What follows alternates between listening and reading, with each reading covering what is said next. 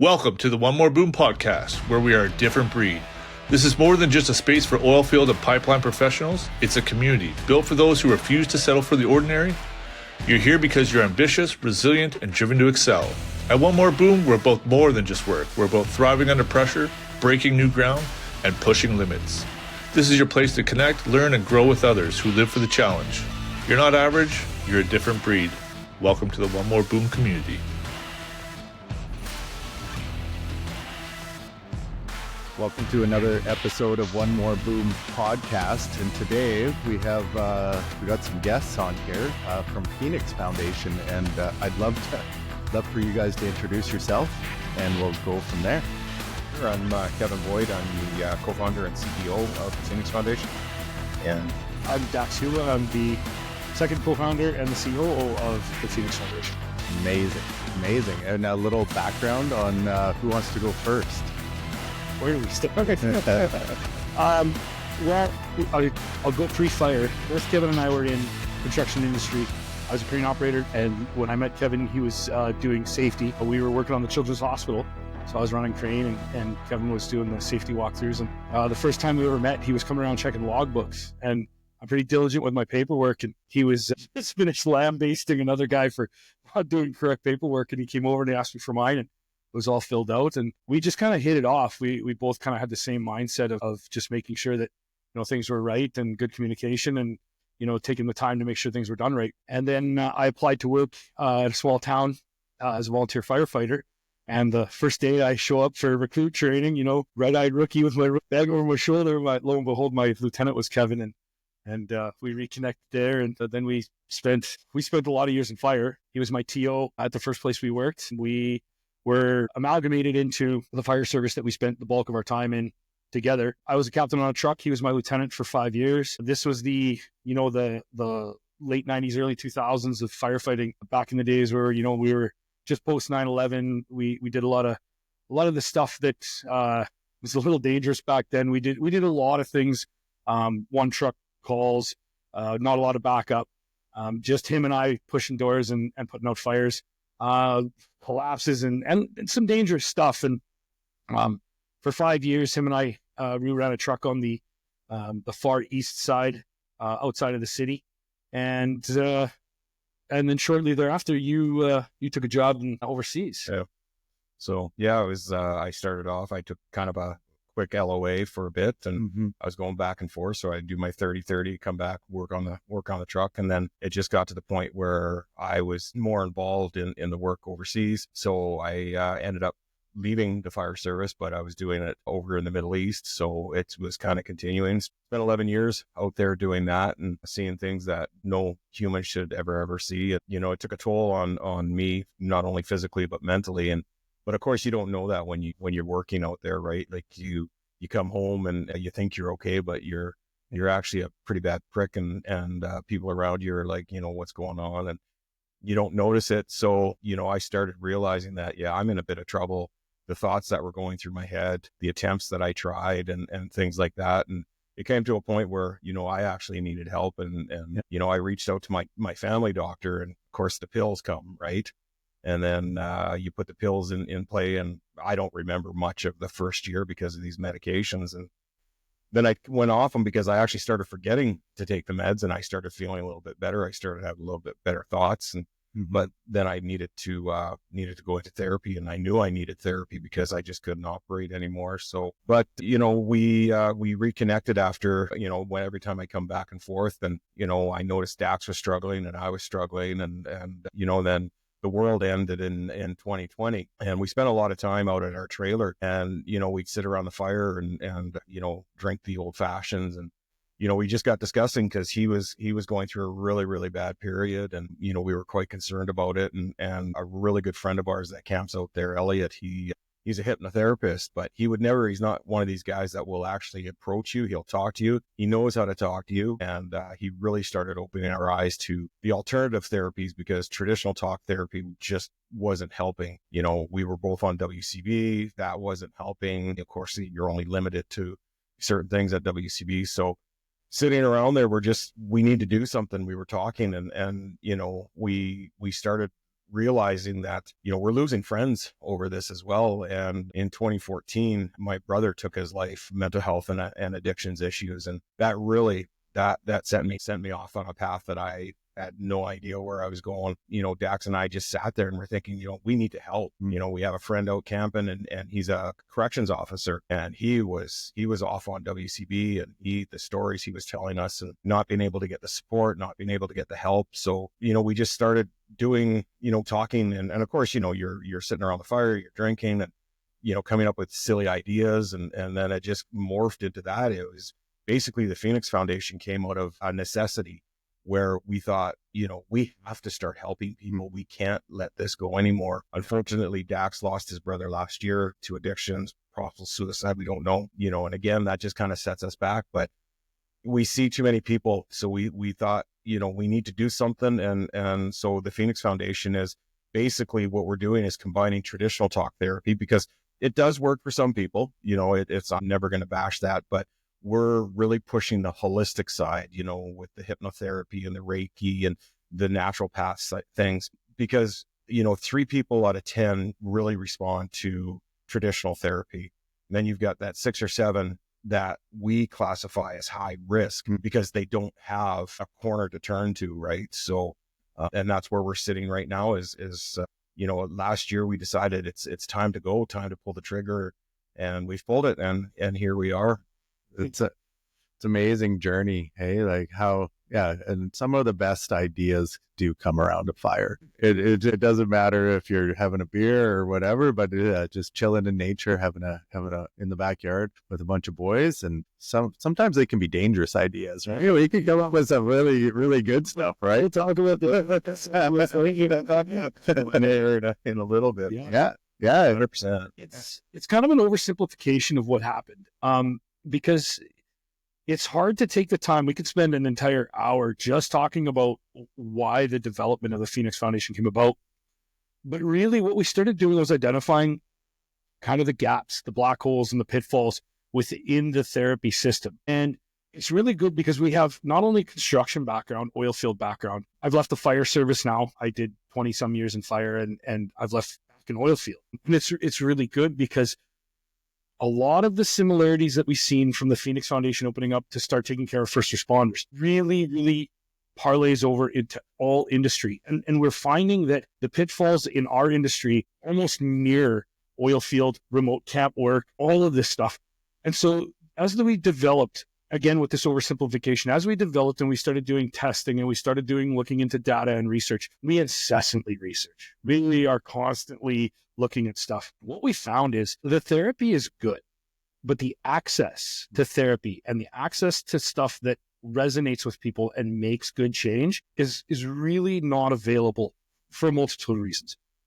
And so when we started saying, let's develop something that allows a person that is suffering to regain the pitfalls that traditional talk therapy or cognitive behavioral therapy just doesn't give them. And the more we looked at it, the more we found this kind of underlying, from my perspective as the COO, this underlying theme of cognitive behavioral therapy is that it's long and it's drawn out and it constantly brings your problems to the surface and you talk about them. In the theory, we joke about it. The theory is we talk about it until we become numb to it. Our approach is actually 180 degrees. It's different than that. We found that people as a whole are incredibly smart and they want the information quick. Again, with, we talk about the Phoenix Foundation going after like police, fire, EMS, but trades is no different. They learn at an accelerated pace. You have to learn extremely quickly. And a lot of these people are progressing. Like you say, you start off, as an apprentice and then you work up to, journeyman, and then you're taking a management role. So you're constantly learning. Well, what we found in the Phoenix Foundation, the approach, and Kevin will talk about it, we call it the 4-pillar method. We give you your information as fast as you can digest it. And so you set your pace on how quickly you are going to move through the program. And we found that people reacted to that so much better because, if I said to you, for example, you need to do step A, B, and C, and, generally it takes a week and you've got A, B, and C done in a session, we're moving on to D, E, F. And people seem to react because they feel like that progression, right? That progression is the big thing. But the missing piece is in most therapy is that you're doing it on your own. You're doing it by yourself. And again, over conversation, we were over having dinner one night, and, he's wrestling around with my kids, and he said, he says, what happens when you leave the office? And he has a great analogy about leaving therapy. And both him and I did this. We would leave cognitive behavioral therapy and we'd go outside. You'd sit in your vehicle and it's like you've got all these thoughts in your head, right? And it's kind of like the same when you go home, when you're coming out of the field, you're thinking about what's going to happen to you when you get home. What routine are you going to fuck up? Pardon my language. Yeah. What the kids are in school and stuff like that. But, I'd go out to my truck and Dax would do the same, or, at his pace. And I'd sit there and I'm like, okay, well, I got all these thoughts and they're not good thoughts, right? So what am I supposed to do with it? I can't call my therapist because they've got another client. I can't call my friends because my friends are either sick and tired of listening to my bullshit, or they're going through the exact same thing. So you're sitting in the truck going, okay, well, do I take myself out right away or do I take a bunch of people with me? Yeah. And that's a scary thought. 100%. Right? When you have those thoughts, like you're sitting there and you're thinking, damn, like that no normal person thinks like that.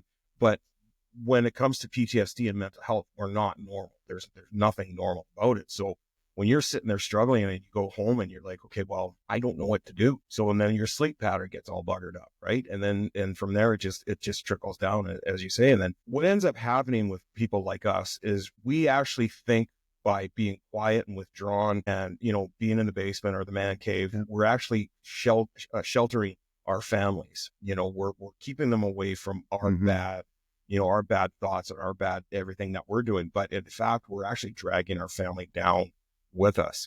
And that's why the majority of us get divorced. I mean, Dax has got a wife that's, fortunately, she's an amazing woman, puts up with my shit. I don't know why, but she allows me, she still won't allow me to take the kids shopping and try to pick up girls. But, I've lost relationships. At the beginning, you said you lost your relationship. Yeah. So that's one of the things that we do with the Phoenix Foundation is we actually bring the family in as well, because our actions directly affect our families. And, unless you're doing couples therapy or something like that, our families don't get help. But the things that we see, I don't want my family to see what I have in my head. Yeah. That's the last thing I want them to, how was your day? Just today coming up here, there was an incredibly bad accident on Deerfoot and Anderson. Truck's no longer there. So they closed it down. So we know so all those first responders that are there have seen this. And at the end of their shift, they've got to go home. Right. And how do you deal with that? Yes, there are, with the police force, there is, you've got steps, but it's limited. Yeah. Right. And, like in the oil field, you can't talk about this stuff. You're not a man if you start talking, saying, hey, I'm really struggling. Fucking suck it up. Like, go to the gym or, whatever. Drink water. Yeah. And that's where the addiction point comes in. Right? Yep. It doesn't take much to get addicted to something. And because you're trying to replace that pain. And then you're in a whole other world of trouble. So that's where, it's hard being in our situation. And it's hard being men. Like I don't care what anybody says, women think men have it easy. Yeah, we don't. No, we and I'm not trying to do this pity party shit. I'm not. But, no, it is not a pity party thing because it's real, because we're dealing with it. We're talking about it right now. And each one of us has our own story, and it has nothing to do with the family. It has nothing to do with our coworkers. It has to do with us. And us telling these stories, it helps other people realize that, hey, those shitty thoughts that are going through your head that you don't think anyone else is having, well, they fucking are. Yeah. Right. One of the parallels that really drove us to creating the 4-pillar system, when I left the fire service, I was a district chief. So I responded in a vehicle by myself, all hours of the night, all sorts of calls, just the bad ones. And unfortunately, my administration management didn't realize the type of calls I was going to, because again, we don't talk about them. But I was going to so much horrific stuff. And at the end of the night, the firefighters are going back, and 4 of them in a truck, and they're going back to the hall, and obviously they're bouncing stuff off each other. But I would drive by myself back to my house, family's asleep, I sneak into the house. Sometimes I was showering to get stuff off of me, and you'd look, and as you stand in the shower and you're like, what did I just do? And it kind of hit me on the same time as you finish your shift up pipeline. You're driving home by yourself. You have all of this time that you've not been trained how to actually process. All you are stuck with your thoughts in your F-350, bombing down the road at all hours of the night. You're tired, you're exhausted.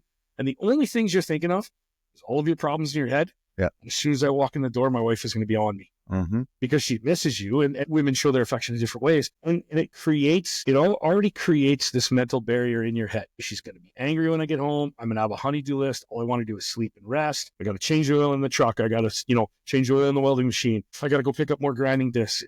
And I'm going to walk in the door and she's going to be like, well, you got to take little Billy to hockey. So what we do is we start kind of amplifying all of our thoughts, and we start amplifying, and we've all been there. And the guy that I talk to can say, oh, that ever happens to me.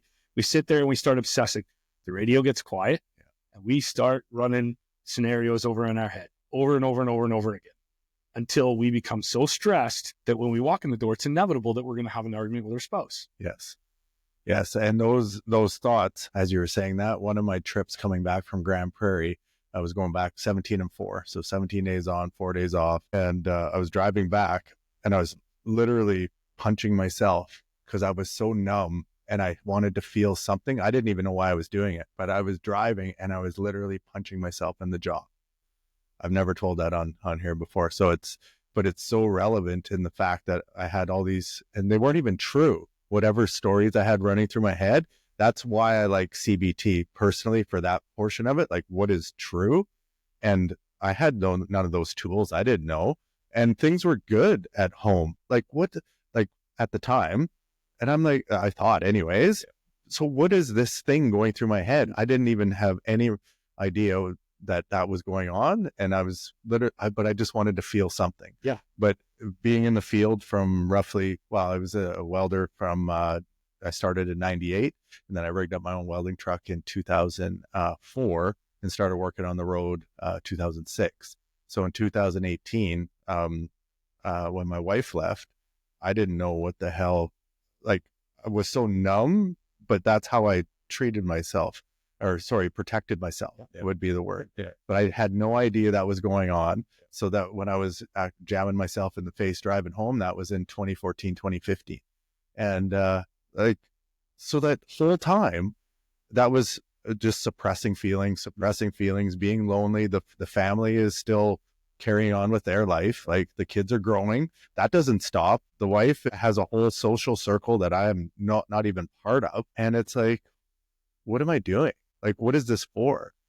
And for me, what came out of that when I went to rehab and then after she left and then started doing some therapy, but then I realized quickly, this isn't for me because I just keep revisiting, like you said, revisiting those stories. Yeah. And I'm like, I'm not progressing. This isn't what I want. I want to be looking forward and finding that purpose that I didn't have. I was literally just going to work just to make some money, pay the bills, buy a bigger house, buy a bigger truck. That was the purpose. Whoa. And that doesn't work. Yeah. There's so much we can talk about just in what you said about identifying and how we really just kind of broke everything back and started identifying ourselves and saying like, okay, well, what do we know about this? Yeah. Okay, go research. What do we know about this? And then we'll go research. And then, okay, what do we know about this? And what we've kind of stumbled upon was the method of the Phoenix Foundation was to kind of flip it and then go at it a different way.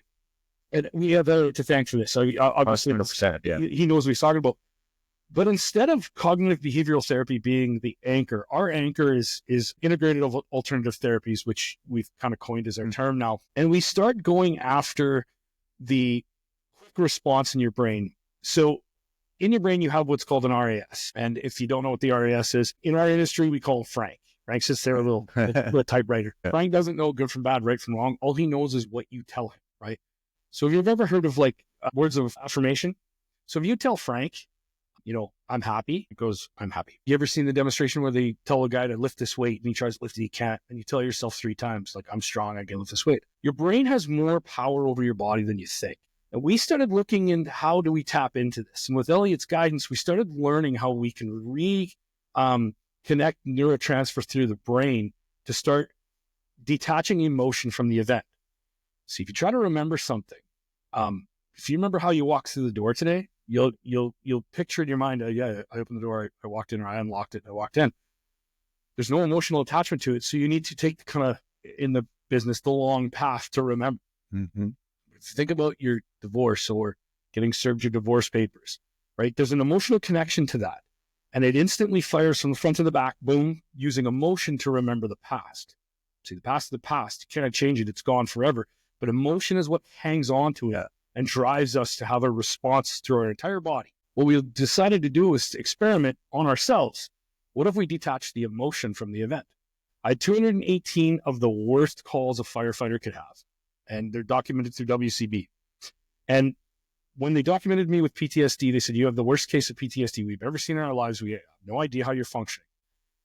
And yet at the time, I was numb. I wanted to feel something. I wanted to feel some sort of emotion. I couldn't, but the body would just use emotion to remind me to be in a state of numb. So we started experimenting when we went through our first stages of hypnotherapy and EMDR, and we started these alternative therapies. What we realized really quickly is we couldn't gravitate to the thought anymore because everything is just a thought. Yeah. Couldn't gravitate to it. We couldn't hold on to it. And we would let ourselves not feel guilty about people we couldn't save, or buildings we couldn't put out, or accidents we couldn't make a difference in. And at the same time, it was fights with our spouses, or maybe an interaction where we were really snappy with somebody.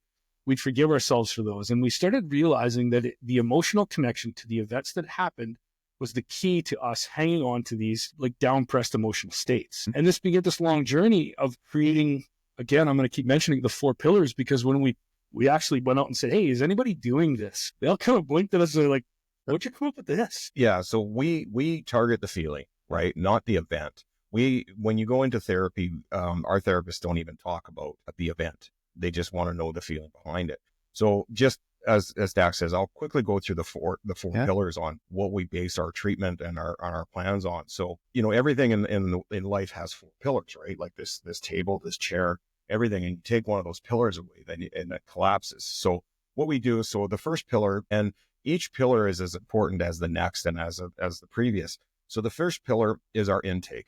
When you go to a therapist, you're there for an hour. The first 45 minutes, you're basically talking, what's going on. Getting to know this person. They don't know you from Adam.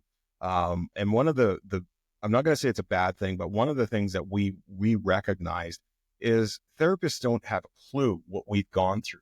They have no idea what it's like to work 12 hours in minus 40 degree temperatures, and then all of a sudden getting a phone call at dinner time because the dog shit on the carpet, right? They don't know that. It's very difficult for them to actually have, and I'm not going to say an understanding, because how we deal with trauma is completely different. So I can't say I understand what you're going through. I have an idea what you're going through because I've been in that situation, right? So that's the thing. So our intake, you're here with us for anywhere between 4 and 8 hours, right? Because we want to know absolutely everything that's going on with you. We want to talk to you. We want to get to know you. We want to know what your likes and dislikes are. One of the other thing that's really important in this intake process is we want your family to be there, right? If your kids are old enough, and if you agree to have your kids come in and talk with our clinicians, we want to know that, because we'd ask them, like, hey, what's going on with dad? Well, dad doesn't, we don't play ball anymore. Dad doesn't smile anymore. So we're going to get more information from your family than, because you don't know me. You haven't got a clue. You're not going to open up. Yeah. And it doesn't matter if we're best friends. Dax doesn't know some of the things that I've gone through because we just keep it quiet, right? That's probably a good thing. Right.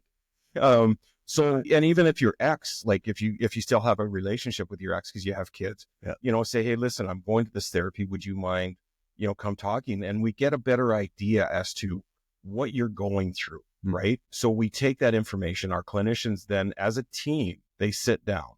So when we have our clinic, when we build the clinic, we're going to have kinesiologists, we're going to have physiotherapists, we're going to have trauma yoga, we're going to have sound and light therapy, we're going to have music therapy, all this stuff that you may like that is going to help you get through this process, right? Amazing. And so, after we get all this information, our clinicians sit down and we specifically build the treatment around you. It's not a cookie cutter treatment. There are no typical questions, right? We want you to, to open up to us and work on that feeling. We don't want to know if you saw that bad accident or, if you had, a bad childhood experience, whatever it is, we deal with the feeling. And even our clinician says, we don't care what happened.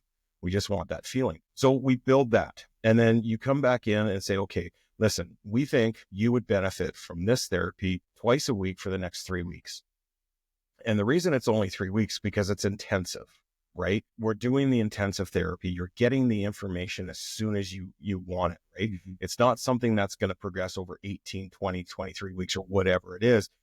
You're going to look at it and say, wow, like, holy smokes. When I did my first hypnotherapy session, I like everybody, what we go through is you feel the weight of the world on your shoulders. And when I was done, I woke up and Elliot goes, how do you feel? And I said, man, that's, I haven't rested like that for 20 minutes. He goes, oh, you were gone for 90 minutes. And I'm like, holy shit. He goes, try to sit up. So, and of course, as a typical old man, I go to push myself off the bed, and it felt like I was going to push myself through the ceiling because it was just so light. And it was basically the weight of the world was off me. And I'm like, holy shit. I was standing straighter. My neck was straighter. I just felt this relief, right? So anyways, that's the first part. We go through it. And then at the end of your 3 weeks, the clinicians sit down and they say, how's Nick doing? Well, you know what? I think he's excelled here, and here, but I could honestly think that he needs another couple of sessions. Absolutely. Come in. And I'll get to the payment stuff here in a minute, but you come in, you realize that, and then we say, yeah, Nick, thanks. So that's the second pillar is your treatment, right? That's your 3 weeks or 4 weeks or whatever it is. And then, we reevaluate, right? So that's the biggest thing. So, your first and second, your first pillar is your intake, which is massive. Mm-hmm. Because with the therapist, you sit them with the first hour and it's gone. So your EAP is gone, right? Your $225 is automatic. And if you don't like your therapist, you're doing it all over. You're doing it all over again. So, most people only have about $1,000 in their EAP, and then maybe some have a health spending account, but some of those health spending accounts you're not allowed to use for therapies and stuff like that. And as well as holistic therapy is not covered under a lot of insurance companies. Yeah. So what we're doing, so that's your first, your intake. Your second pillar is the treatment. We design the treatment around you. But what we're also doing is we're taking cortisol levels. We're having blood tests done, and we're going to show that when you're amped, your cortisol levels are through the roof. And then, through our process, we're going to bring your cortisol levels down. We're doing a study right now on cortisol addiction. Everybody gets addicted to cortisol. Yeah. It's slowly starting to emerge, and it's something that we know that it's there. We've been through it, but we're trying to also use that leverage to say, look, when someone has high cortisol levels because of stress, and then we start putting them through therapy, cortisol levels will drop because the brain is starting to feel better, but the body takes over and starts reproducing hormones and chemicals to keep you on edge, right? The old saber-toothed tiger thing. So in order to get the cortisol out of your body, it's going to take time. So third pillar was designed to start weaning you down to normal life again. So the third pillar, which is really, really important, it brings us back to what we talked about earlier, is, you walk out of your therapist's office, you sit in the truck and you're like, okay, I'm fucking done. I'm pulling the trigger. When you leave the Phoenix Foundation, you now have a new brotherhood. You now have you're part of this community that you're never left alone, right? If you're having a bad day, and we all have our bad days, all you got to do is just call and say, hey, listen, you know what? I'm struggling. Can I come in? Fucking rights. Come on in. We'll talk to you, or I'll tell you what, we'll have somebody come meet you, or, hey, you know what? I'm actually loading the boat. You want to come out? We'll grab a therapist. We don't have to talk about fuck all, but we'll go out fishing, and, you're not left alone. Peer support is massive. Yeah. It is huge. And it's been proven that, that if you have these issues, we're that 3 o'clock morning friend, right? You wake up at 3 o'clock in the morning, you're like, oh my God, these thoughts just, I can't, I'm scared. So instead of calling 911, because then things elevate to that, you call this number, we get you in touch with a therapist. They start talking to you. We make sure that you're safe. If need be, then we can always reach out and have, 911 come get you, whatever it is, but you're not alone. The peer support is massive. right? It's something that we are very proud to say that, yeah, you're no longer walking out. So when we leave the floor, you know, everybody says, oh, come back and, you know, talk to us. And, you know, 3 months later you go back and, oh man, you know, I'm so glad that you're doing well. Oh, I'm busy. I got to wash the truck. I got to, you know, cook dinner, blah, blah, blah. Come back and, you know, come back in a couple of months, back in a couple of months, guys are either, you know, shifted out or, you know, they've been transferred, you know, so they're no longer there. Then you give them a call. Oh yeah, you know, the kid's sick. And so that bond that you built over 20 years is no longer there. And it happens. Everybody that we know, there's a select few people that actually we talk to, right? It's not like you'll talk to these guys forever and ever. It's a job that you did. So that's the third pillar, is the peer support. It's massive. You know, you've got that support. You know, you can walk out of our building and say, oh, thank God, you know, I hope I never need it, but we're an insurance company that if you need it, you're there. And then the fourth pillar, which is something that we're also very proud of, is, you know, you've gone through a program. You believe our program. You think that, you know, this thing is going to work. Like it worked on me, and I want to make sure that other people have access to this. So you come to us and say, how can I help you?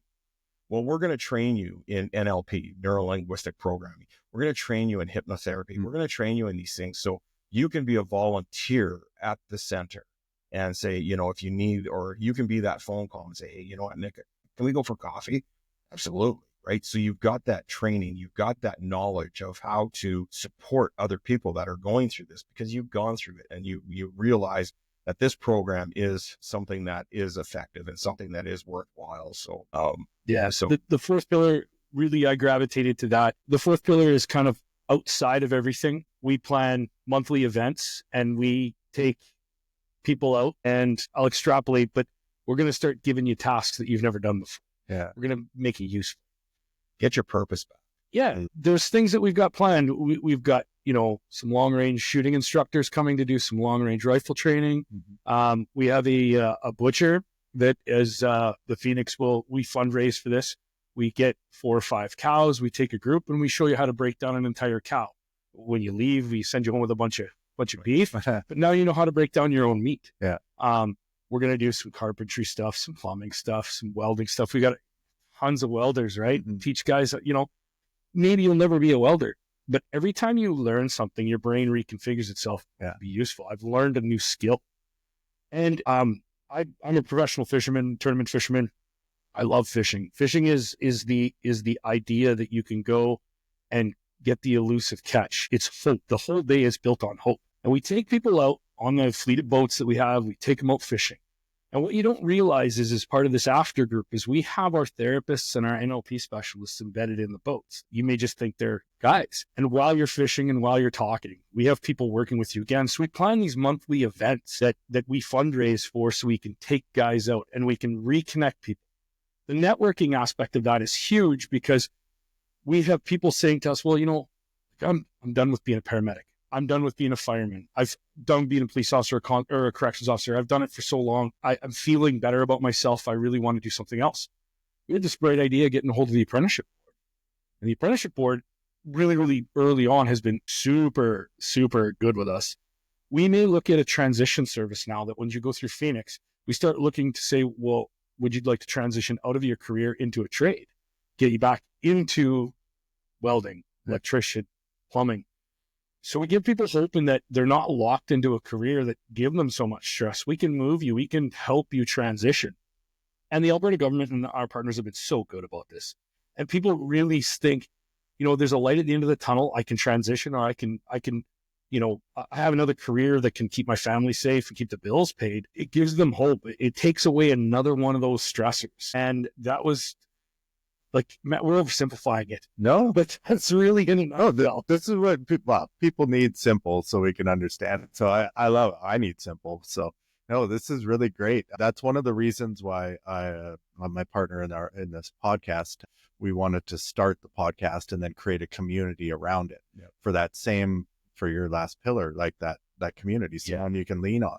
So we'll have to talk some more on that and see if absolutely maybe integrate the two. Because we're still doing our full-time stuff, and it's like, how do we do this community properly? Because when you do, like And it seems like you guys want to do things the right way, which is amazing. So, and that's the way we are. So that's why we haven't pulled the trigger, because we can't go all into it. Yeah. We're like, how do we do this? Because anytime you launch something, if you don't do it right, you're not going to get the effect that you want. We also have to believe that at some point you got to fire a few rockets into the atmosphere and see 100%. What it says. We had no formal training. We had zero government ability.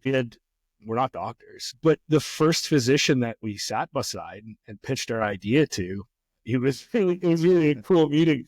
I lay it all on the table, and I probably circled back 90 times, talked about a fence and a dog, and the ADHD's running wild. At the end, he sat back and he said, I got to tell you, your answers are 100% correct.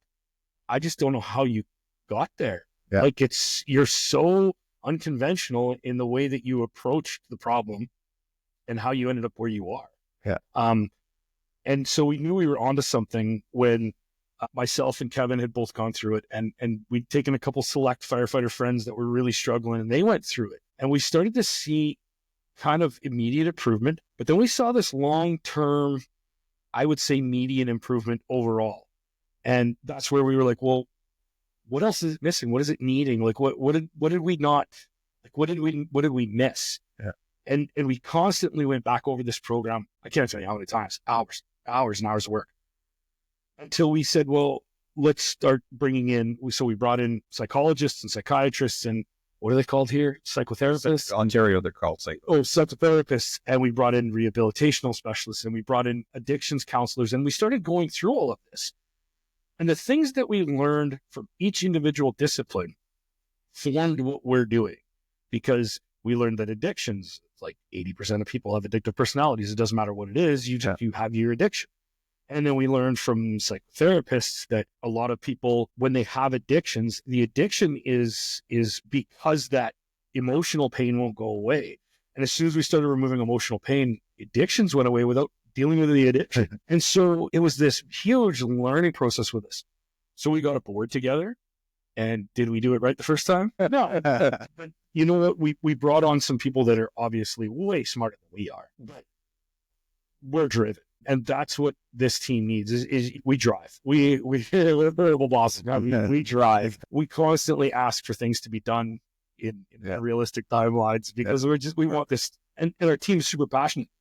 And we went from a board of, like, it was the three of us, at the start, and now we're 9, 10. Yeah. And the more people that we get, we've got like governance, we've got medical doctors, we have HR people, we've got just everybody we talk to. And it's been amazing on this journey that, I've been fortunate to fly back and forth, whatever, but I've met so many people on the plane, and they're like, oh my God, you got to do this. And it's been amazing. I've met senators, I've met, chiefs of indigenous groups. I've met people from the government. It's been fantastic. So, and now we're sitting at you. We're sitting at you. Yeah. It's crazy. I just really want to touch base really quick. And I was going to talk about the money aspect of it, because this is the key thing. Like, people are going to listen to this and they're going to say, well, you're full of shit. Like, we can't pay for this. Like, this is impossible. So this is what we're doing is we're ensuring, like, we're chasing the government, right? And I've written a policy so mental health to us has to be a standalone entity. It can't be under the guise of AHS. And I'm not going to get into my feelings about AHS. I'm sure everybody has some feeling about it, but it has to be standalone. AHS is so freaking top heavy that the budget goes to the top 30 or top 40 people. It gets trickled down into acute care. And then whatever acute care doesn't use, it gets trickled down into mental health care. And then people are relying on their insurance companies that you're only basically, again, paying $1,000 a year to get therapy. But a lot of therapy, like hypnotherapy and Reiki, is not covered. Some cover acupuncture, some of that. So what we're doing is we want this policy change. We want, and I've told some ministers this, I've told them that I want the Phoenix Foundation to be the go-to mental health provider in Alberta. And I will get it, because I'm determined to make sure we don't lose anybody else. Like, Dax and I are so sick and tired of getting phone calls and saying, you know what, we've lost another one. And then every time we get that call, a piece of me dies, and a piece of me gets even angrier that we got to stop this bullshit. So I don't know if, and I'm just going to jump back here. I don't know if people know this, but the government of Canada does not keep stats on suicides. They don't. You can't find stats on, you can find, this is the number, but it says on their website that these numbers may be, may not reflect the true number. During COVID, and I'm not just going to blame one government, there wasn't a single government in the world, no one, that took a look at what they did on the mental health aspect of people. Yeah. They closed fucking national parks. Yeah. You can't go hiking. Like, we could go on for days on this, but what they did to us was they tried to break, and again, people have their own thoughts, but what they did is they tried to break us, and they came close. I mean, you got police officers yelling at a 17-year-old playing pond hockey, a national pastime, and threatening to fucking tase you because you're outside playing pond hockey. Right? So the mental health, suicide rates went astronomically high. They went through the roof. And this is why the government stopped telling the deaths. All they said was, 3 people died, 2 people died, whatever it was. At the beginning, they were saying, okay, a 66-year-old man with heart disease died, and then you started getting into the lies about the children dying, and the media had to backtrack on a couple of those. Again, that's what it is. So anyways, I want the mental health to be a standalone entity with a standalone budget. And that way we can treat the mental health issue. But also we need to chase insurance companies to say, you know what, holistic treatment is a treatment and it needs to be covered by the insurance companies. So we're chasing funding from the government, and we're coming close to getting actual funding to get this off the ground with the government, but we're also chasing the private industry.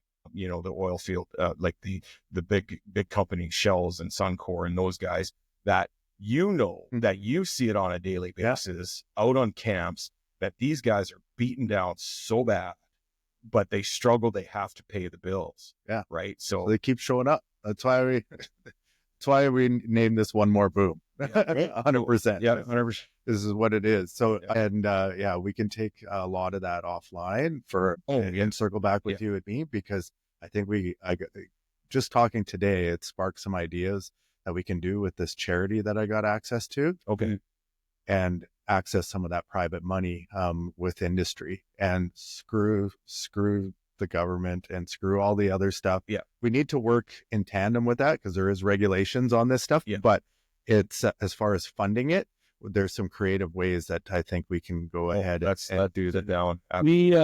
We've always said from the beginning that, like, we've personally bankrolled this and another project. I can't even eat craft dinner anymore. It's a yellow box macaroni and cheese with yellow wieners. Have you ever eaten a yellow wiener before? Holy Christ. So we've been bankrolling this now to get it off the ground, and we're extremely passionate about it, and we know it's going to work. And from the culmination of about this time last year to now, that 1 year period, we've gained so much traction. And not only are we going to open our clinic with the help of our donors and sponsors and start taking care of people, our next phase, we're going to get political, and we are going to change the way that you have access to mental health care. The splitting that we're talking about right now, we're on the forefront of driving this wedge into AHS, and they're probably getting tired of listening to you. But we know in our heart of hearts that if we can take care of you mentally, there's a lot of the physical that will go away. And there's a lot of the physical harm or the injuries on the workplace that are caused from you being exhausted mentally, and you tweak a back or twist an ankle. Kevin's, how many years you been in safety? What was the root cause? Oh, it was slippery. It was carrying it the wrong way. Does anybody look and say, I'm mentally exhausted. I'm emotionally drained. That's not a true reason for safety. Well, we need to change that. We need to change the mindset and the thinking that we can go out and do these jobs, right? From Fort McMurray 40 below pipelining to running into a burning building. Emotionally, they're the same.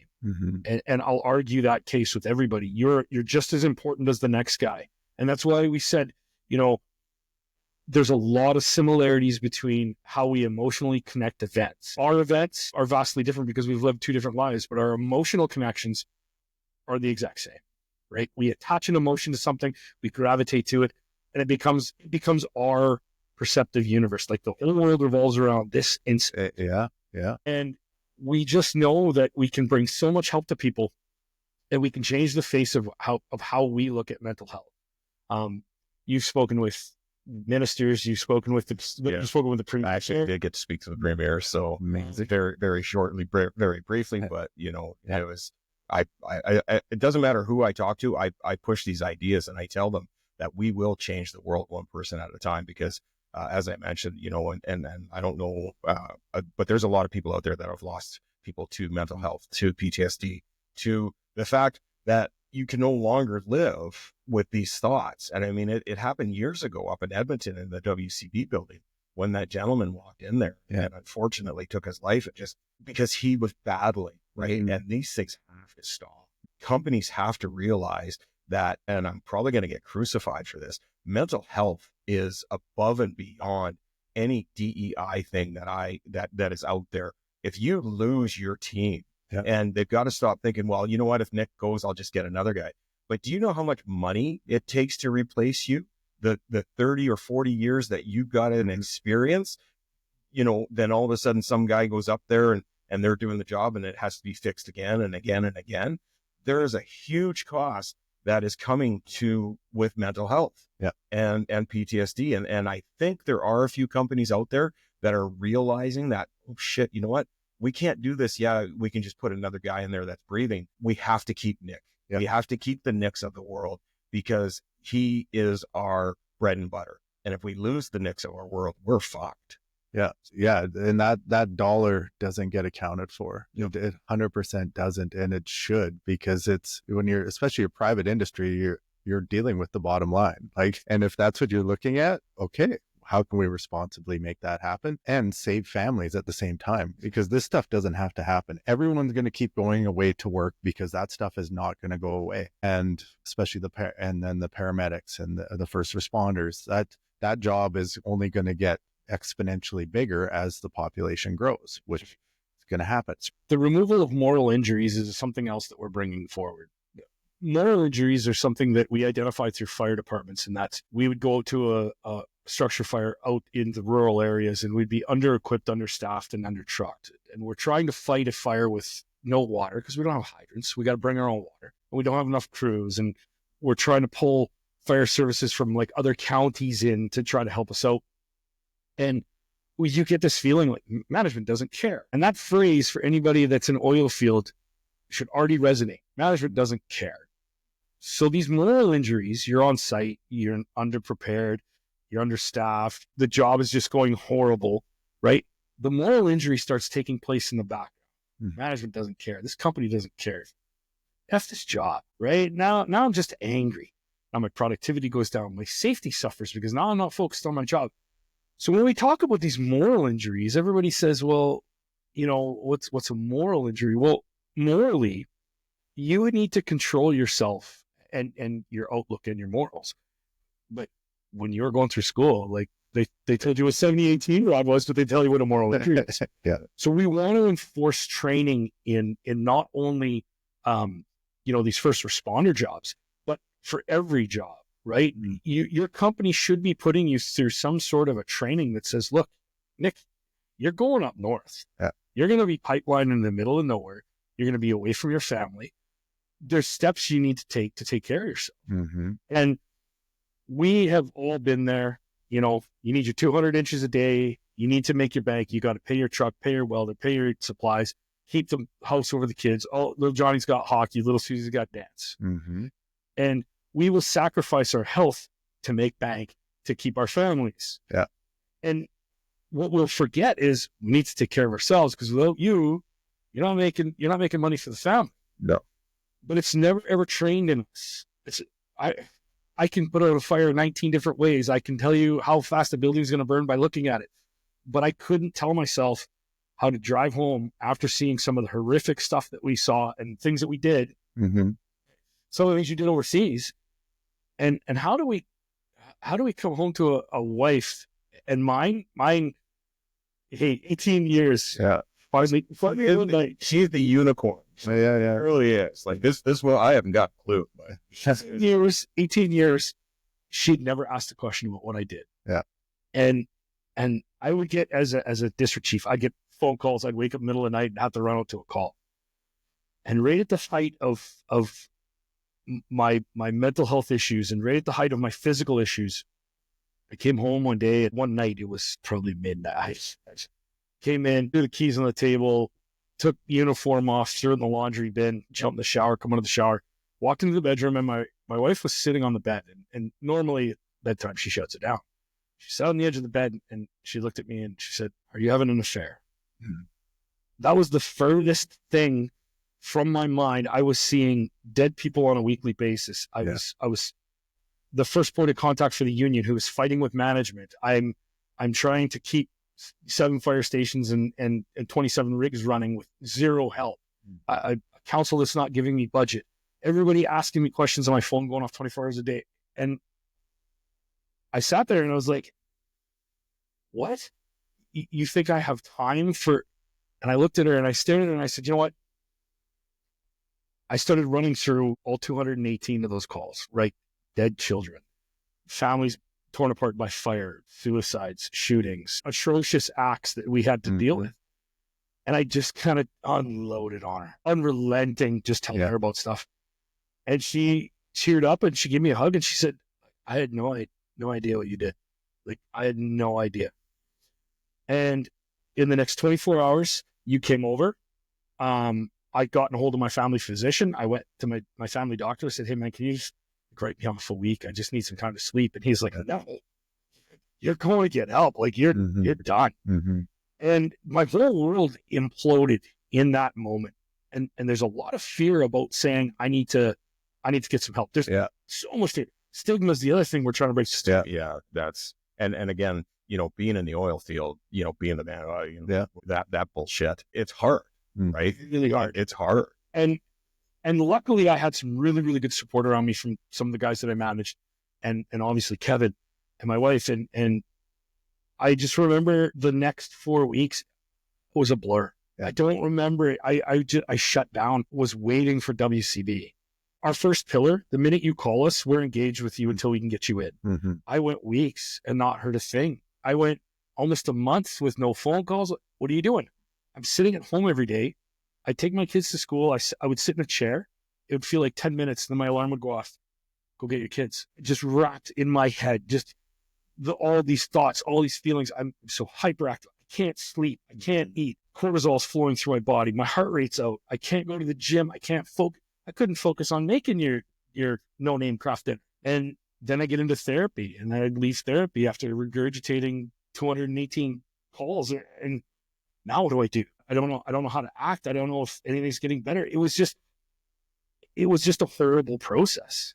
So in that moment when you unloaded on your wife, because you hadn't talked about that, and then all of that stuff you've been repressing for decades, and now you're having to wait for somebody to pick up a fucking phone, right? Like you took the step and you're like, hey, I'm gonna talk to you because this is what society emotional intelligence.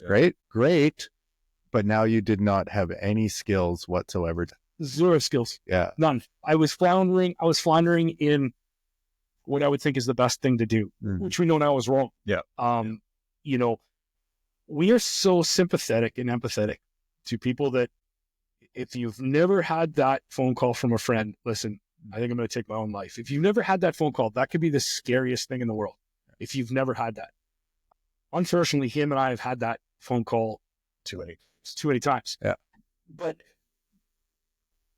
in that moment, I can empathize with you because I was at a point where I was sitting in that chair and I was like, I can't do this anymore. I can't come home and feel like my family's behind a glass wall or my friends are behind a glass wall or anything that brought me happiness it was all glossed over. It was all numb. And I can absolutely sympathize with these people because it just seems like I can't wake up like this. I can't wake up tired. I can't not sleep. I can't have any joy in anything I do. Everything just seems great. And I empathize with these people. But the sunshine of this story is I'm at this low point. And I'm like, man, I don't think I can do this anymore. I was actually out of camp and Elliot comes, strolling by whistling. He's like, hey, champ, what's going on? I said, Elliot, I don't know if I can do this anymore. And he went, do what? I said, live. Yeah. And I think he had pizza because he always have pizza or cheeseburgers. One of the two. puts his pizza down. Puts his pizza down, and in 7.5 minutes had me hypnotized. And for me, it was like a lightning bolt in my brain. I get it. I mean, it's like teaching you how to wire a motherboard. I mean, you know what you're doing. It makes sense. You're not proficient at it yet, but okay, wait a minute. I know what I'm doing. And then the rapid fire questions. Well, why is this? Why is that? Why did I feel better? And hypnotherapy really, really scares people because you think it's like what you've seen on TV. I'm going to wave my hand, touch your shoulder. You're going to pass out. You're going to tell me all your deepest, darkest secrets. It's not what we do. We don't do anything like that.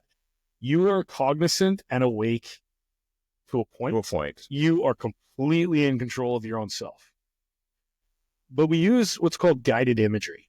And guided imagery is changing your brain waves to go into a down. See, you've got all these brain waves, right? You've got your beta brain waves. That's us talking right now. Mm-hmm.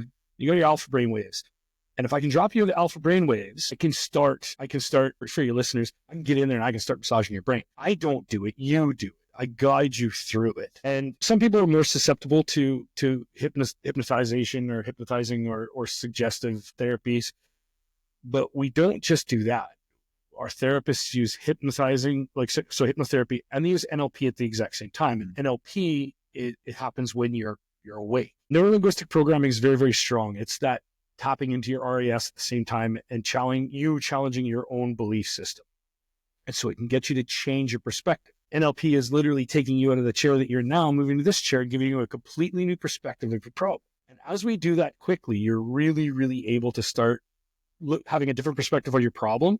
And your problem becomes different. It becomes smaller, or you realize that your problem is not huge. Yeah. It's minuscule. And we empower you to start looking at your problem in a different light.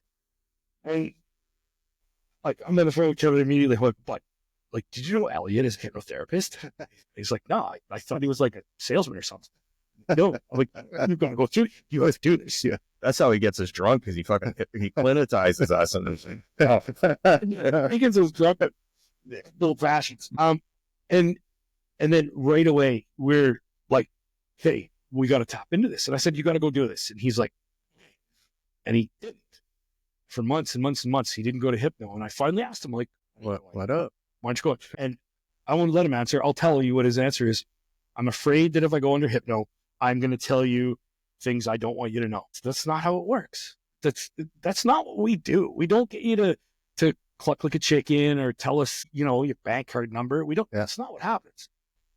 And the day he got in your first session, he blew up my phone. Matt, he's like, my shoulders. It was amazing. It really was. Like, it was beyond anything that I've ever thought it would be. And it was so comforting. Just a quick story of someone that I know went through it this week, and, they felt so much better, like, when they came out, like, and it was almost, and they were telling me that, do I deserve this? Right. And that's one of the things that good one.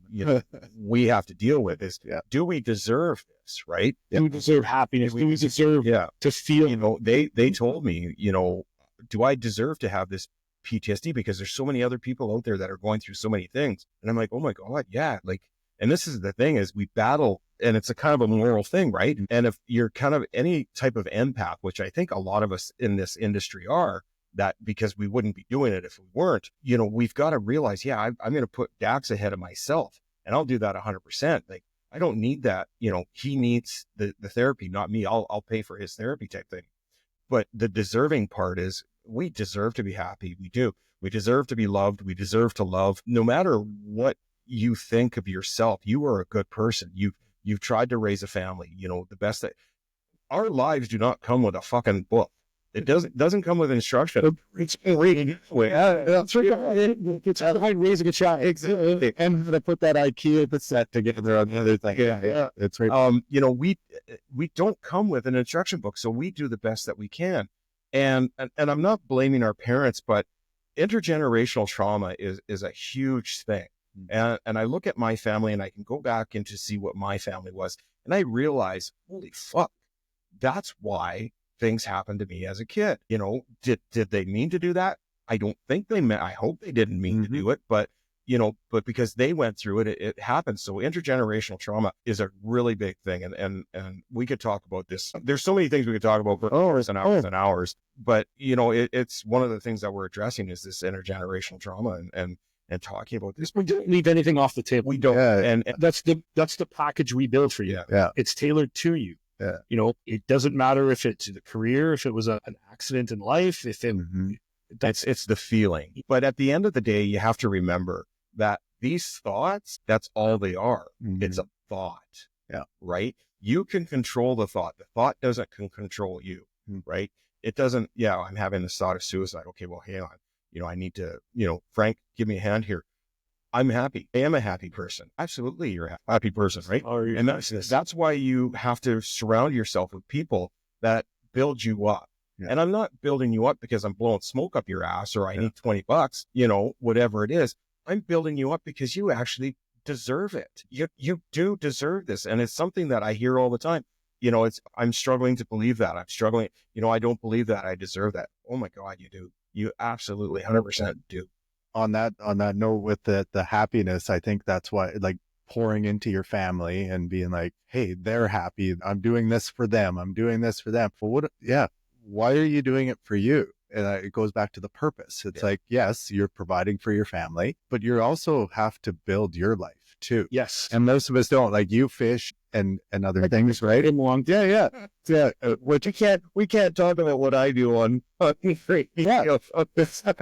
No, that's fair. I love it. And but that's I believe that's the missing piece that a lot of us miss. It's where you're 100% right, where you're pouring into everybody else, but you're not pouring into you. And it's like, but I'm doing it for them. Yeah.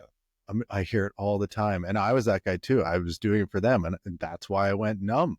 Like, there's a lot that went behind it. Yeah. We touched a lot on it today between all these conversations, but it's like, I did none of that for me. Yeah. I had a motorcycle and I do that quite often. Right. But my purpose wasn't to get on a motorcycle and ride. Like, that's not a purpose. And this is why I do this now. Like, I get off by doing these podcasts and talking to cool people like yourselves. And it's amazing. And so I found that purpose, and now it's okay. Yeah. I lost myself in this life, found it, and I'm trying to piece that.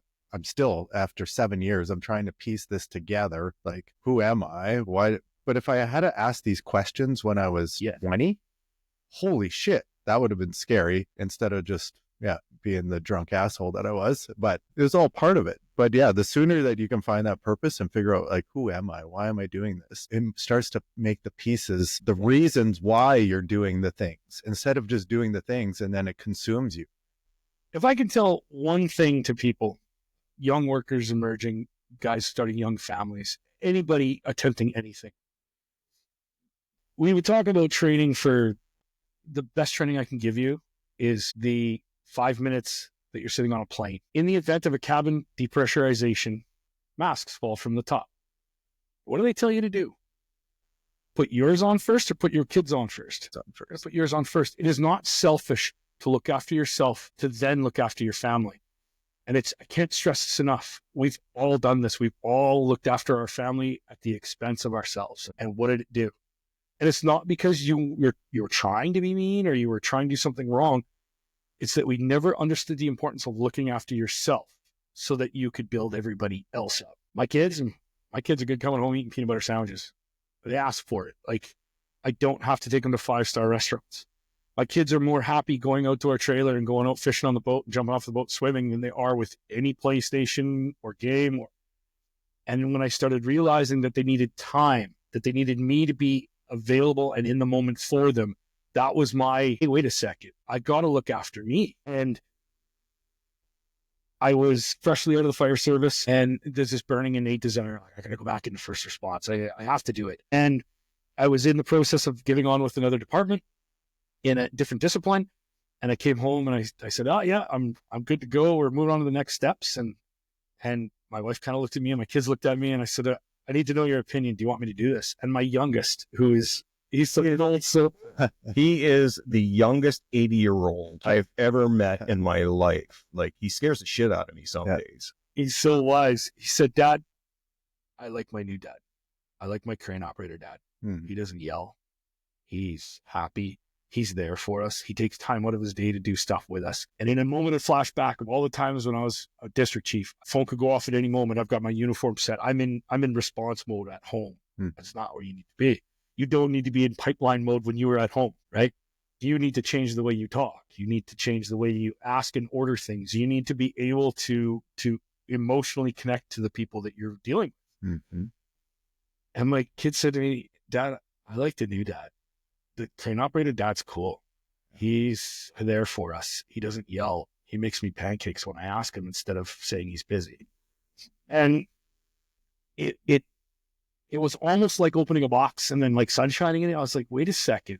Why do I want to put them through this again? For what? What was I looking for? Yeah. I know I'm going back into a career that's going to mentally damage me and emotionally damage me, physically damage me at a point.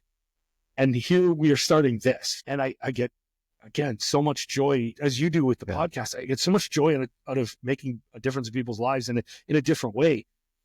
I canceled my application and, man, running crane's great. It's so good. Yeah. And well, with that being said, though, is the goal, and we touched on it, everyone's going to keep doing those jobs. The first responders, they're going away for whatever reason. Is the goal to make sure that they have that type of crane operator dad to those families? 100%. They're still going to do. So no matter what, it takes a special person to become a first responder. And I'm not bragging about this, but it really does. And one of my therapists actually said this to me because, I'd be walking down the street and I'd be off. And it happened to me, numerous times where I saw a 25-year-old lady step out in front of a diesel and commit suicide right in front of me. Mm. And I'm like, why does that happen to me? Right. And she says, because you're the one that can deal with it. You're the one that can help. And I look back on what happened, and everybody around me was in absolute chaos. And I left my phone in the truck and I had to get this poor lady, like the worst thing that ever happened to her was, pumped out 3 kids and raised them. And all of a sudden sees this mess on the road. And I had to get the phone away from her and be calm and talk to dispatch to make sure that they had all the information. Well, I was treating this young lady that was, I was holding her hand and her life slipped right away. Mm-hmm. There was nothing I could do, but she said it takes a special person. I always say I don't want to be that person anymore, but I know I'm kind of, We're wired for it. And I don't know if it's that cortisol level or if it's actually, this is what I've been chosen to do. They say that the 2 most important days in your life are the day you're born and the day you find out why. I know the day I was born. It was a Tuesday. It was 3:00 in the afternoon. The day I found out why was when we started this.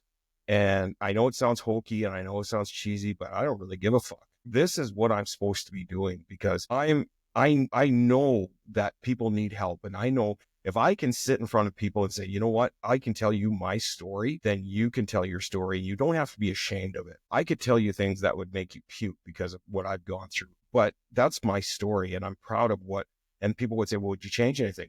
Absolutely not. Mm-hmm. Nothing would, because it wouldn't put me right here, right now. It wouldn't give me the skill, the knowledge, and the ability to help and reach out to people and make the demands on the government and make the demands on the private sector to say, you know what, you guys need to fucking smarten up and start treating your guys like they're people, not a fucking asset.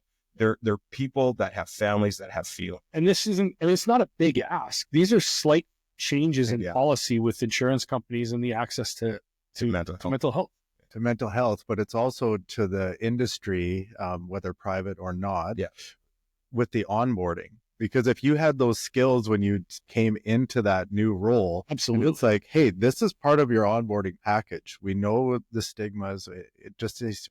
So I was presented the right. I was working for a company a lot of years ago in the early 2000s, and I was running the Sierra up in Fort Nelson. I'm sure you've been up there 1,000 times. And I get this phone call in the morning, just before I was going out to the rig. And I think it was about 3.5 hours down the road. And so I'm driving along and I get this phone call just before you lose cell service. And they said, our medic's missing. I mean, what the fuck do you mean the medic's missing? And they said, we can't find the medic. And I'm still 2 hours out. I'm still whatever. So I'm pinning it. And now you can't do that down the Sierra because you get pulled over and get banned from it. But I'm thinking, what the fuck just happened? So I pull in, and the lease road is about 3 kilometers before you get to the rig. So I pull into the lease road and I see all these trucks about a kilometer from it. And I'm like, what is going on? And the MTC's there. And so I get out and it's minus 30. It's goddamn cold. And I go to the back of the MTC and there's this half naked kid with a t-shirt and long johns and a pair of socks on. I'm like, where did this kid come? It's our medic.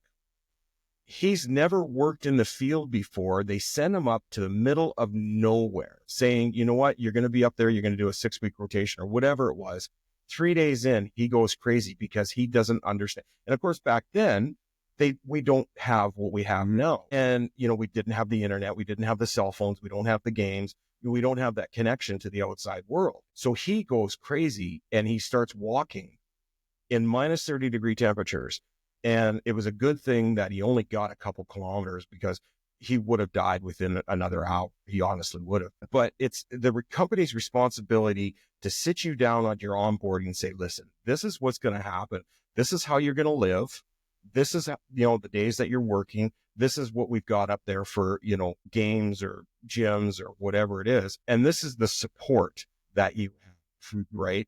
We talked about Dave earlier. He set up, you know, and it was amazing the fact that he sets up in the back room of a cam and just, you know, anybody can go in there and talk. To me, that was a hero. That's a hero, that he's got the fortitude and the balls to do that. But even more of a hero is the guys that actually go in and talk to him or, you know, this is my problems. This is the thing. But you are right. It is absolutely up to the company to now start saying, listen, you're going into a shitty environment. Oh, yeah. And we will support you. Yeah. I went up to, it was an oil company. We went to go do some integrity digs up in the Northwest Territories. And this was 2012. So cell phones were a thing, obviously, but not good. And then you get up there, there's no cell service whatsoever. I'm trying to say goodnight to the kids with a satellite phone in the middle of a lease. Like, no one prepares you for that. Like, yeah, I worked almost 15 years before that in the field, but that was totally different. It's like, okay, we're like, this is desolate. Like, but the work was the exact same. Like the scope of work was the exact same, but the challenges are different. But if you're not prepared for that, and nobody talks about that. So I think if that's part of the onboarding and maybe an assessment to see where someone's at mentally before they go, I think would be a great thing. Yeah. Along with that. You know, we talk about this too, and we have to stop ourselves and be like, hey, look, one human trial at a time. Oh, yeah. Yeah. There's, because you can go down the rabbit hole forever with it, right? So it's like anything you have to start with. And I think you guys are on the right track with that. And I'd love to help with that initiative here, because I think we can couple with what we're wanting to do with what you want. And also what we're looking at as well is, testosterone levels in men at any time over 35 or 30, it starts to decrease, right? So I think that has to do a lot with it. So if you're into the other side of the health stuff, we can look at that as well. No, it's a full thing, and people don't realize that without physical help. And again, the person that I was saying that didn't think they deserved, you know, a PTSD or deserved happiness, you know, they were down for 4 months, literally in bed for 4 months, and, you know, going through test after test after test after test, and they couldn't find anything. And then they finally realized it's not physical, it's this, right? It has so much power over the body. And then when this starts to go, as we know, whether it's Alzheimer's or whether it's mental health or whatever it is, your body starts to shut down, like just completely starts to shut down. So it is imperative that we start taking care of the brain. Like it's imperative, or we're going to lose it. Like we've lost, you know, I'm not going to go where I was going to go, but we have to start taking care of mental health. Yeah. So what's the next steps then for you guys? Well, I mean, currently at this moment, we are kind of on that cusp of our first initial big fund. And once that funding comes in, and obviously our ethics board review, once we're sponsored, we are running a first of what we hope for is 3 individual pilot programs where we take in 10 people. We do cortisol monitoring. We put them through a pared down version of what we would be when we're open. And we're looking strictly at the data of what we've hypothesized as part of a long-term PTSD, long-term mental degradation of what you should be at. and the effects that it's having on the body that we can control or that we can alter from a state of therapy. Once we have our first pilot program, the Alberta government is asking for our results. We'll run a second and third pilot program, all the same. We're not changing any of the variables. The only variables that change are where you come from. And I'm hoping what it's going to show us is that, our first batch of first responders and our second batch of mixed and our third batch, which would be 2 control subjects and then 2 people that have gone through our program, we can line up that data and say, look, these people were coming in all on day one. It didn't matter their discipline. It didn't matter if they were a mechanic, a firefighter, a police officer. We're showing all of these levels. Now, this is hypothesizing, but we're pretty sure that our results are going to be where we think they are. And then we see a downturn in cortisol levels and an upturn in mental health. So we're seeing this crossover. And at that crossover, we've hypothesized that's when the body will take over and say, well, I'll use the analogy. You're running from the saber-toothed tiger. Everything's pumping, and now you're safe. And you come into that first night and the brain's like, okay, I got to power down and sleep. But the body goes, don't worry, brain. I'm going to pump a whole bunch of chemicals in you to make sure you'll wake up on a dime and be in that responder mode, right? In protection mode. And so the next day when you wake up, your brain is already caffeinated and given her. So your thoughts are intrusive and you go down the rabbit holes of thoughts and now those levels will return.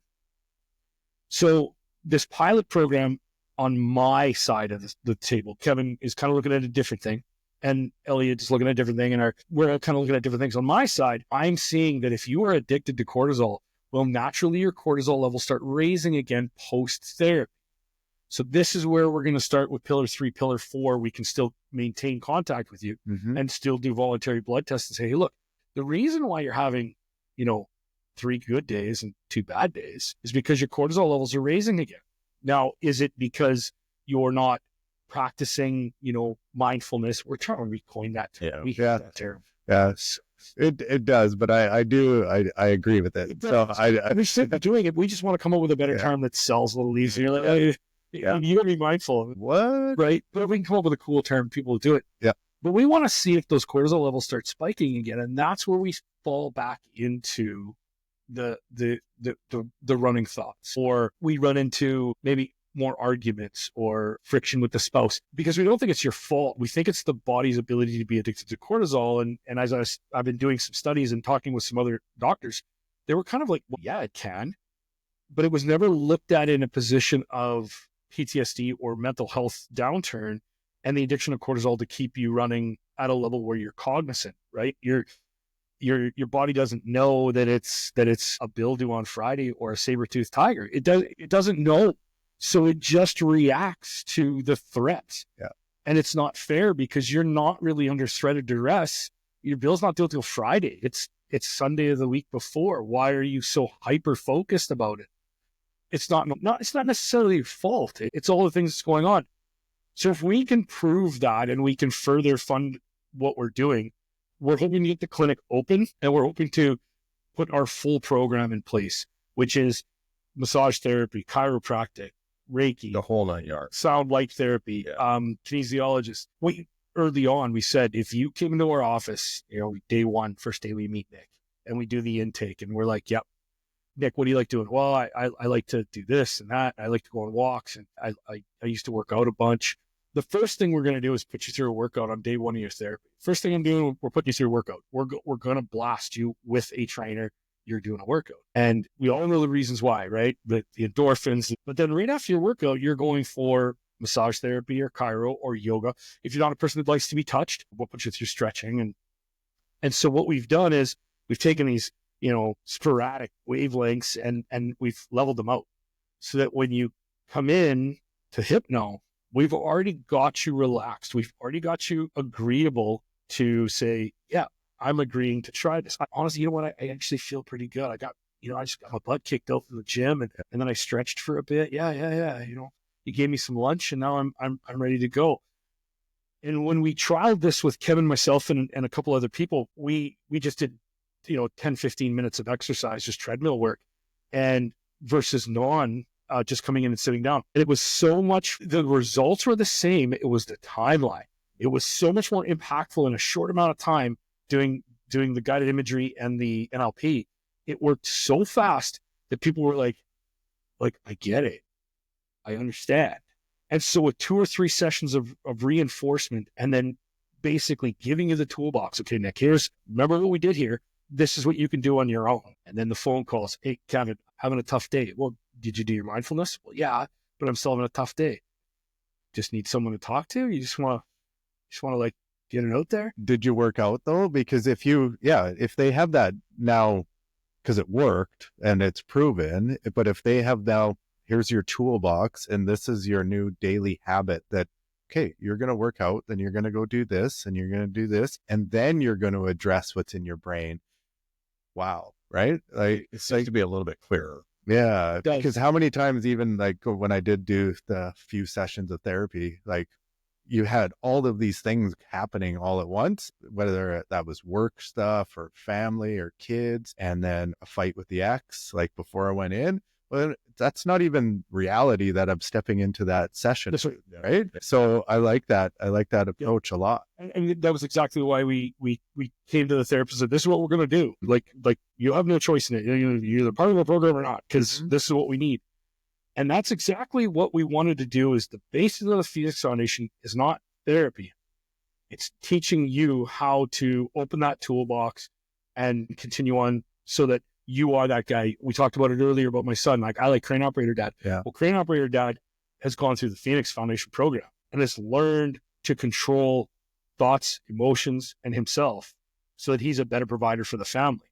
And we all say, oh, do you wish you would have known that back in your 20s? Well, if I did, we wouldn't be sitting here today having this conversation. We wouldn't be able to reach out and help all of the Albertans, everybody who we can address. And we have to go through these things in order to realize. Oh, we do. And as men, that's what we need to do. We usually have to burn things to the ground before we realize that, hey, and it's just the way humanity is. But if we can change that, because it doesn't have to happen. So yes, that's why I'm here today talking with you guys, is because of things that have happened in my past. Yeah. So, And that's where I step in on my role, is I start pushing the government and I start pushing the private sector and I start pushing the people to realize that we are more than just a worker, that we need that support. And you know what, invest in your people, invest in the Phoenix Foundation. And that's, we will make sure that you get the best of the best. And we know we've gone through it and yeah, we're biased about it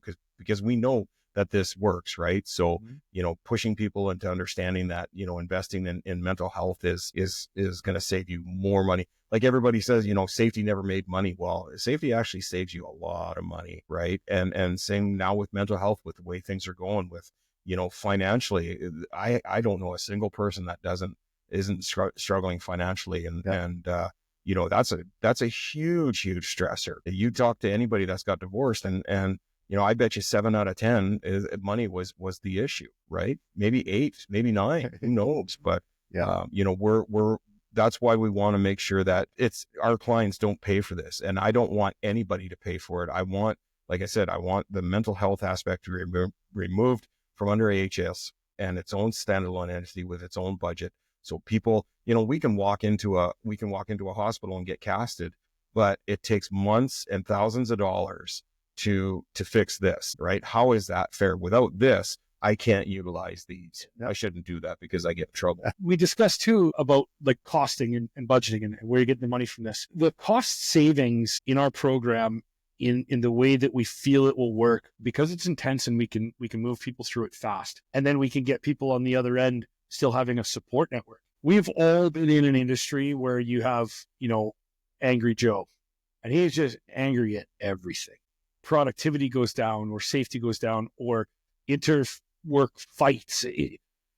There's just always those people. And somebody always says to the boss, well, you just fire him because he's hard to work around. When we put people through the program, we may not be able to change Angry Joe, but we can change you. And then all of a sudden, Angry Joe is just angry by himself because we've given you the tools to not let things impact you as much. And when we talk about these cost savings, we know that productivity for the private sector, productivity is what they want. Productive employees are happy and they're dutiful and they're uninjured and they're out there completing the tasks in the time that engineering has said. Well, the first thing that somebody says, well, if I get this done this fast, they're just going to shorten my timeline.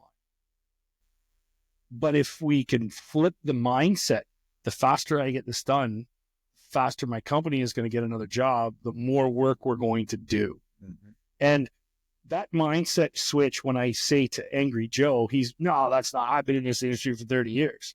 But if I take the young kid, just journeyman now, and I tell him that, hey, that mindset, because look, you finish this and now you're on to, leg 2 or section B or whatever. He's like, well, yeah, I can see how that works. I'm productive at work. I take my time off when I need, but I'm dedicated at work and I'm not getting sidelined by intrusive thoughts. And we can change production, and we can change inter office fighting or inter job site fighting, or just, the things are, I don't want to go in today because that guy is just, we can change those. And from that level, we can make it less impactful on that 17-hour drive home where you're, I don't want to come back. I don't like working with that guy. Yeah. To, that guy is like, he's angry at the world. It doesn't affect me. I put it out of my head. Yeah. Definitely. And those are some of the small things that we'll see from this program. But mostly it's those big, impactful, fast, intensive durations. We get you in, we get you out. You're not off work for 13 weeks. You can work around the schedule. We need you in 2 days per week for 2-3 weeks, and you're back and gone. We're looking at funding. We had talked about the government about through private donations to cover wages for the day so that the company is keeping you off WCB. We have a team right now that's engaging with WCB so that we can be their first point of contact, because you're a file. They want you back to work. Well, rather than delay your time and really maybe not help, we're going to intensively train you to be better, to get through this and to get back to work for your family, but taking care of you, right? Let's focus on me. Let's keep me healthy, because they can be healthy when I'm healthy. Sweet. No, this is good. So what's kind of the timeline then? When we've actually learned very quickly that if we put a timeline onto things, then all of a sudden, like this whole, when we were doing the study, and then all of a sudden we get this slap with this ethics committee. Oh yeah, okay, well, so we're doing things at a pace where, we want to accelerate this, and the people that we meet and the government's ministers and stuff, they want to accelerate this. So we're, we don't want to do timelines anymore. We're working towards this. The group that we have, we're all volunteers. We're all, Dax and I are self-funding this whole thing. Mm-hmm. Like I said, I got another yellow box of macaroni at home. Yeah. We're self-funding this, but we're making it work, right? Yeah. So we're hoping, we know that first paycheck, at least I can quit my job and directly work with or on Phoenix, and I can put 100% into it. And then from there, we can just grow it, right? So we're on the right track. And I think, meeting people like yourself and Dave, and, this is only going to help. This is only going to help you get your message out there. It's going to help getting our message out there. We don't know who's going to listen to this, but, there's going to be people that are going to listen to this and say, hey man, I think those guys are onto something, as crazy as it thinks, but you never know. And that's why you never know. And that's why it's always something that builds, but it's also, it's content. And that's why, why we usually don't go this long. But it's good, because now you can take this content and you can repurpose it however you want. I'll send you the raw footage and you can do what you want to do with it. But my hope is that these guys making these long drives can throw this on in the background and listen in their vehicles. And our conversations between oil field, and we have a soft spot for oil field, right? Yeah. It drives our economy. My wife is in oil. We're always directly linked to it. But we're hoping that through grassroots, we've always been about the person, not about the organization. And we want to make sure that everybody knows that we're for you. We're not aligned politically. You're not aligned corporately. We're doing this on our own. And I said, man, if I have to be out there flipping burgers on the street so that I can put Nick through therapy, we're doing it. We're doing it. The last thing we want to talk about is really the culmination of all of this was, I'm getting ready to leave the fire service, and Kevin and I are sitting out. It's the old fashioned around the campfire pit. And I said, hey, I have our next adventure. He's like, I mean, there's 7 old fashions in. I really don't give a shit. Let's do it. And I said, look, we're going to ride jet skis from Skagway, Alaska to Oak Bay, Victoria, all the way down the coast. And he's like, yeah, we are. Well, it started as just him and I renting some skis and doing this. And then I was like, hey, you know what? We should film this and put it on YouTube. Mm-hmm. And he's up, he'd yell at me, and he phones me. He's like, hey, I have a better idea. He's like, let's make a TV show. I was like, are you drinking? It's yellow. So we're in the process now of leaving. Our tentative dates June 23rd to July 7th. Leaving. We've been sponsored by Yamaha for 3 years to film content of us traveling different places, personal watercrafts, and really showcasing the message of this mental health toolbox that we've created and how we can start repurposing what we've learned to teach people as we go. Not only that, learn different techniques from like indigenous cultures and people who live remote and to see how they deal with trauma and bring it to a wider audience. So this episode, or this 7 episode, has been tentatively picked up by a major network. And we're raising funds for this. And the two have lived kind of together. Biotic. Yeah, because, they say, well, what do you do? Well, we're filming a TV show and we're starting a mental health clinic. And people ask us, like, when do you have time? And what I say to everybody is you never log time when you're doing what you love. And it gives us back the ability to help as many people as we can. If tomorrow we ended up in South America on a beach in a grass hut and we'd live out the rest of our lives throwing sand at each other, we'd be fine. But the last few good years of our health where we can beat ourselves up, we're going to do some pretty amazing trips. We've got a couple planned that we're in the works with right now.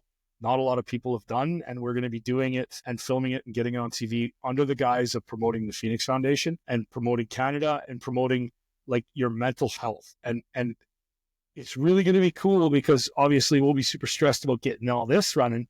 And then we're going to get on the water. And for about 7 days of travel, it is you, your own thoughts, and a jet ski for miles in the ocean. That's incredible. That's why I love motorcycling. When we get on the road, and I'll do 1,000 kilometers, or I don't know if I can do it anymore, but on my chopper with no suspension, no nothing, and just go. And that was a decade ago. Yeah, you did that one. Yeah.